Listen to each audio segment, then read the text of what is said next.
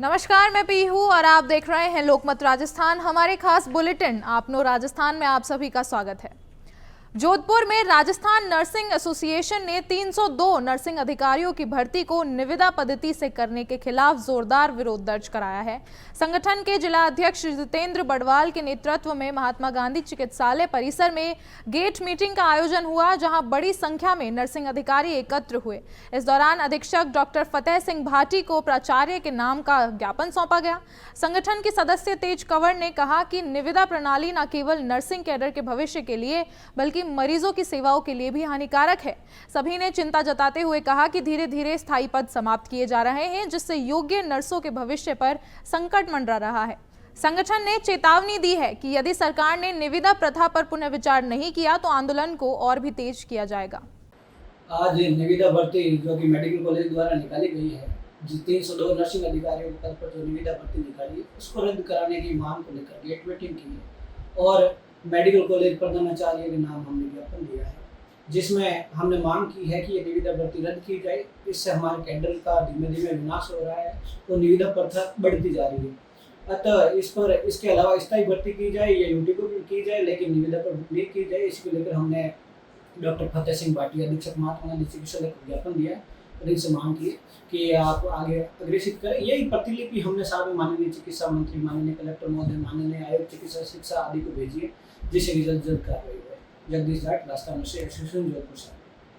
धौलपुर जिले के बीएस उच्च माध्यमिक विद्यालय पुरा उमरारा में छात्रों के बीच मतदान प्रणाली और मॉनिटरिंग प्रक्रिया पर विशेष आयोजन किया गया। इस कार्यक्रम में छात्र और छात्राओं को लोकतंत्र में मतदान की महत्ता और निष्पक्ष चुनाव की भूमिका के बारे में जानकारी दी गई। विद्यालय के प्रधानाचार्य राजू कुशवाहा ने बताया कि मतदान केवल अधिकारी ही नहीं बल्कि कर्तव्य भी है। उन्होंने छात्रों से कहा कि भविष्य में वोट डालते समय उम्मीदवार की योग्यता, नीतियां और पारदर्शिता को ध्यान में रखना चाहिए। इस आयोजन का उद्देश्य छात्रों को बचपन से ही लोकतांत्रिक मूल्यों से जोड़ना और उन्हें जिम्मेदार नागरिक बनाना था। निर्विरोध और निष्पक्ष चुनाव की प्रक्रिया को समझाने के साथ ही मतदान केंद्र पर कैसे काम होता है, इसकी जानकारी भी दी गई। मैं राजू कुशवाहा, प्रधानाचार्य बीएस पब्लिक उच्च माध्यमिक विद्यालय पुरा उमरारा।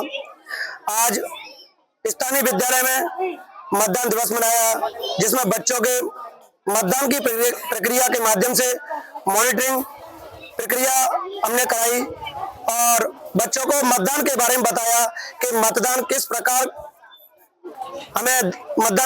देना करना चाहिए। अतः अपने माता पिता अपने से 18 वर्ष के जो भी है जो मतदान देने के योग्य हैं, उनसे बताएं कि मतदान हमें किन के साथ रहना चाहिए और किन को मतदान देना चाहिए। और सभी बच्चों ने बड़े उत्साहपूर्वक इसमें भाग लिया और यह भी बताया कि निर्विरोध किस प्रकार होते हैं।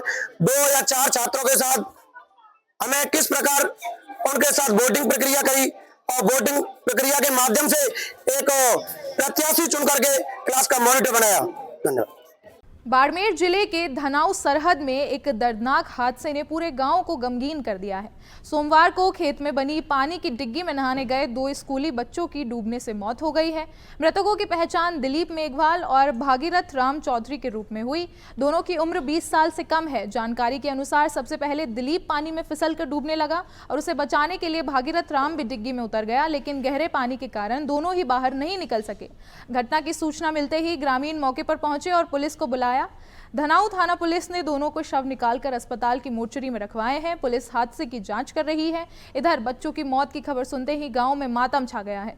लोगों ने प्रशासन से मांग की है कि पानी की डिग्गियों को ढकने या उनके चारों ओर बैरिकेडिंग करने जैसे उपाय किए जाएं, ताकि भविष्य में इस तरह के हादसों को रोका जा सके। धौलपुर में हाल ही में सड़क हादसों में जान गंवाने वाले कांस्टेबल संदीप शर्मा को शहीद का दर्जा दिलाने की मांग तेज हो गई है। स्थानीय लोगों और सामाजिक संगठनों ने एकजुट होकर सरकार से संदीप के परिवार को आर्थिक सहायता देने और अनुकंपा पर नौकरी देने की अपील की है। जानकारी के मुताबिक कांस्टेबल संदीप शर्मा एक कुख्यात अपराधी को नागौर से धौलपुर पेशी पर ले जा रहे थे और इस दौरान दौसा के पास उनका वाहन दुर्घटनाग्रस्त हो गया। हादसे में संदीप की मौत हो गई, जबकि अन्य पुलिसकर्मी घायल हो गए। मृतकों के परिवारजनों ने गृह राज्य मंत्री जवाहर सिंह बेढ़म से मुलाकात कर 6 सूत्रीय ज्ञापन सौंपा है। इसमें संदीप को शहीद का दर्जा देने, परिवार को विशेष आर्थिक पैकेज प्रदान करने और परिजन को सरकारी नौकरी देने की मांग प्रमुख रूप से शामिल है। साथ ही घायल पुलिसकर्मियों के बेहतर इलाज की भी मांग रखी गई है। मंत्री ने परिवार को सांत्वना देते हुए सरकार की ओर से हर संभव मदद करने का भरोसा दिया है।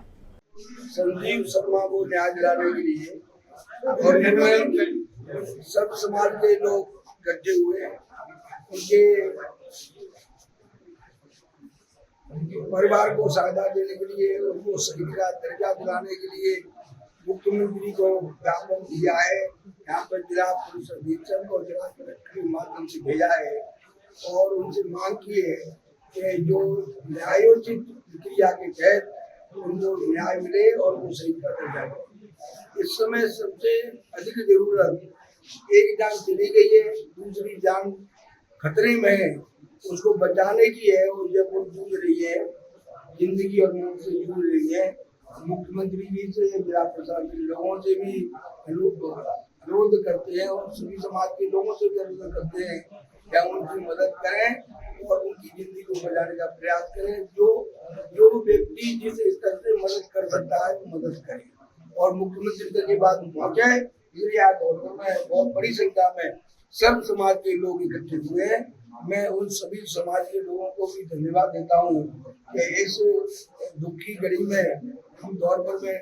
पाली जिले में गणपति विसर्जन के दौरान हुआ हादसा अभी भी लोगों को झकझोर कर रहा है। बाड़ी नदी में गिरे 2 युवकों में से विजय सिंह का शव सोमवार सुबह बरामद हो गया, लेकिन उसका साथी ललित सेन तीसरे दिन भी लापता है। इससे नाराज परिजनों और कॉलोनी वासियों ने शिवाजी सर्किल चौराहे पर टायर जलाकर प्रदर्शन किया है। गुस्साए लोगों ने प्रशासन के खिलाफ नारेबाजी की है और जल्द से जल्द ललित को खोजने की मांग की है। सूचना मिलते ही टीपी नगर और कोतवाली पुलिस मौके पर पहुंची और समझाइश के बाद जाम खुलाया गया। बाद में परिजन कलेक्ट्रेट पहुंचे, जहां जिला प्रशासन ने युवक की तलाश तेज कराने की मांग रखी और परिजनों का कहना है कि राहत बचाव दल की कार्यवाही धीमी है और अब तक संतोषजनक नतीजे सामने नहीं आए हैं।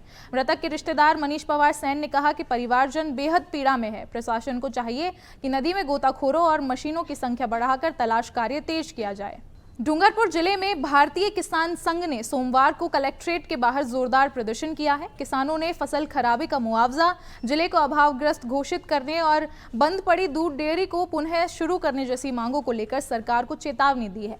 किसान संघ के जिला अध्यक्ष गोविंद राम पाटीदार के नेतृत्व में सैकड़ों किसान एकजुट हुए और धरना दिया। नेताओं ने कहा कि जिले में पहले बारिश समय पर नहीं हुई, जिससे फसलें अंकुरित नहीं हो पाई।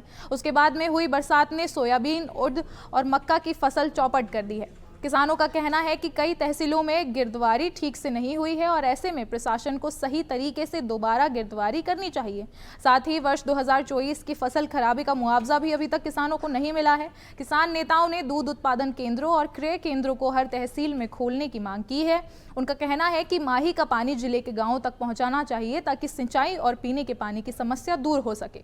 राजस्थान में लगातार हो रही भारी बारिश ने जनजीवन को अस्त व्यस्त कर दिया है। जालौर जिले में भारतमाला एक्सप्रेसवे पर कटाव होने से हाईवे का आधा हिस्सा बह गया। वहीं उम्मेदवार में जवाई नदी में 2 साल बाद पानी आने से किसानों ने ढोल नगाड़ों के साथ उसका स्वागत किया है। डीग के डुबोकर गांव में रविवार रात एक 2 मंजिला मकान भरभरा कर गिर गया, जिसमें भाई बहन की मौत हो गई और 4 लोग घायल हो गए। सवाई माधोपुर में गवर्नमेंट सीनियर सेकेंडरी स्कूल का बरामदा ढह गया, लेकिन गनीमत रही कि हादसा स्कूल खुलने के पहले हुआ। उदयपुर के झाड़ोल में नेशनल हाईवे 58E पर लैंडस्लाइड होने से ट्रैफिक घंटों तक बाधित रहा। इस क्षेत्र के सायरा में पुलिया पार करते समय एक बुजुर्ग बह गया, जिसका शव 7 किलोमीटर दूर मिला। अजमेर के सावरा में SDRF टीम ने नाव से गर्भवती महिला को सुरक्षित निकालकर अस्पताल पहुंचाया। 9 सितंबर से लोगों को भारी बारिश से राहत मिलने की उम्मीद है। इसी बीच प्रशासन ने कई जिलों में स्कूलों की छुट्टी की घोषणा कर दी है। ऐसी तमाम खबरों और अपडेट्स के लिए देखते रहें लोकमत राजस्थान।